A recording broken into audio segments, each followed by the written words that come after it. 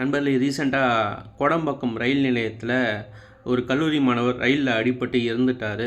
So இதை கேட்கும்போது ரொம்ப கஷ்டமாக இருக்குது.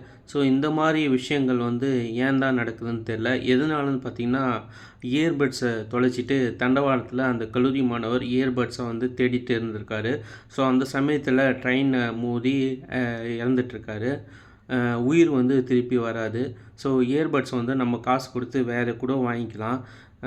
அவர் அந்த கல்லூரி மாணவர் ஏன் அந்த தவறை செஞ்சாருன்னு தெரியல. ஸோ அதனால் அவருடைய உயிரே போயிடுச்சு. ஸோ நம்மளுக்காக நம்மளுடைய பெற்றோர்களும் நம்மளை சார்ந்து இருப்பவர்களும் நிறையா இருக்காங்க.